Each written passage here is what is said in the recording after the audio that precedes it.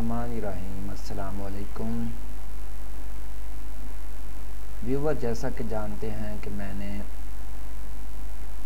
Adobe Photoshop का version number CS4 open किया है।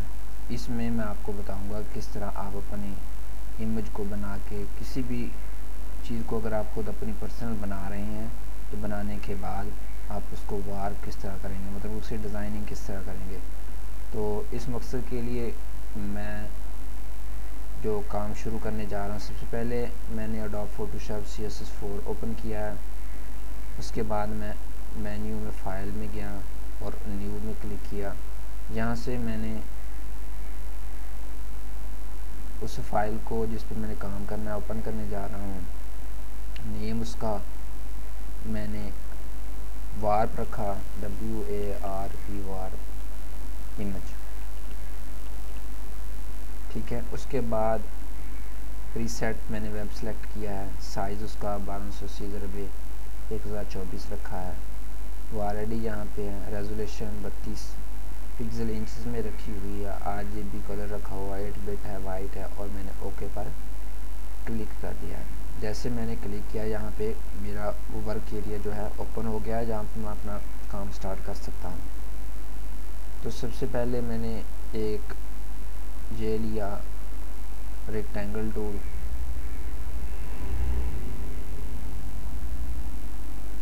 रेक्टेंगल टूल लेने के बाद मैं लेयर मेन्यू में गया, जहाँ से जाके मैंने राइट क्लिक किया और इसको रेस्टोराइज लेयर किया। रेस्टोराइज लेयर करने के बाद यहाँ पे क्लिक करके मैंने कंट्रोल का बटन दबाया और ये इसकी सिलेक्शन ली जो राउंड पे है। और उसके बाद मैं सिलेक्ट मेन्यू में गया, मॉडिफाई स्मूथ, मैंने 15% उसको स्मूथ किया। जैसे स्मूथ किया उसके कॉर्नर रोटेट हो गए हैं, थोड़े से वो कटे से नज़र आ रहे हैं। फिर मैंने Ctrl+Shift+I दबाया और उसको डिलीट किया और उसके कॉर्नर जो थे यहाँ से वो कट हो गए हैं। फिर मैंने Ctrl+D सेलेक्ट किया और इसकी सिलेक्शन जो है वो ख़त्म कर दी। और दोबारा मैं इसके लेयर्स में गया और कंट्रोल क्लिक करके दोबारा उसकी सिलेक्शन ली। सिलेक्शन लेने के बाद मैंने रेक्टेंगुलर मार्क्यो टूल लिया और यहाँ से उसको माइनस पे क्लिक किया। करने के बाद ऊपर वाला जो हाफ हिस्सा है मैंने उसको क्लिक करके हाफ हिस्से को माइनस कर दिया। दोबारा अपने कलर मोड में आया, यहाँ से मैंने थोड़ा सा लो कलर या हाई कलर लिया और उसके बाद मैंने एक और नई लेयर ली। यहाँ से लेने के बाद मैंने वो कलर उसके अंदर फिल कर दिया। ग्रेडियंट टूल की मदद से मैंने वो कलर उसके अंदर फिल कर दिया। सबसे पहले मैंने ग्रेडियंट टूल लिया, वो पेंट बकेट टूल की तरह से मैंने इसके अंदर ये कलर फिल कर दिया। जैसे ही कलर फिर मैंने डी सिलेक्शन किया और अब एक जो छोटी सी इमेज बन गई है। और इस इमेज को अब मैं वार्प करूँगा। एडिट मेन्यू में जाके यहाँ से जिस चीज़ को वार्प आपने करना है, लेयर में जाके सबसे पहले उस 2 लेयर्स को सिलेक्ट करना ना भूलिएगा।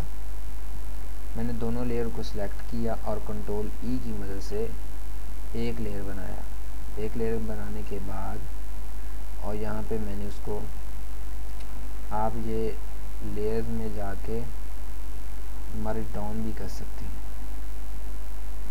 मर्ज डाउन कर दिया मैंने, मर्ज किया है उस लेयर को दोनों को। फिर उसको सिलेक्शन में लिया। लेने के बाद एडिट मेन्यू में जाके मैंने ट्रांसफॉर्म सिलेक्शन पे जाके मैंने यहाँ पे वार्प का, जैसे ही मैंने वार्प बटन पे क्लिक किया तो मुझे एक जो इमेज मेरी थी उसके अंदर मुख्तलिफ बॉक्सेस बने नज़र आ रहे हैं। अब अपनी माउस की मदद से इन बॉक्सेस को मुख्तलिफ डिज़ाइन में मैं उसे चेंज कर सकता हूँ जैसे मैं चाहूँ, ये जो है। और उसके बाद यहाँ पे भी, और उसके बाद यहाँ पे भी, जहाँ पे भी, और यहाँ पे भी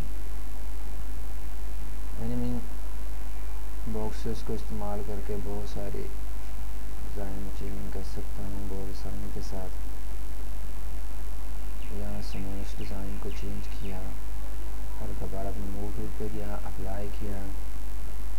अप्लाई करने के बाद देखो वो मेरा डिज़ाइन बिल्कुल चेंज हो चुका है, एक नया डिज़ाइन बन चुका है। हम अपने डिज़ाइन, अपनी इमेज को, अपने किसी भी जो आप अपनी इमेज बनाई है या अपना कोई चीज़ बनाई है उसको वाल की मदद से किस तरह डिज़ाइन करते हैं, मैंने आज आपको इस वीडियो में प्रॉपर तौर पर सिखाया। उम्मीद करता हूँ कि आपको ये वीडियो तो पसंद आया होगा। तब तक के लिए मुझे इजाज़त दीजिए। अल्लाह हाफ़िज़।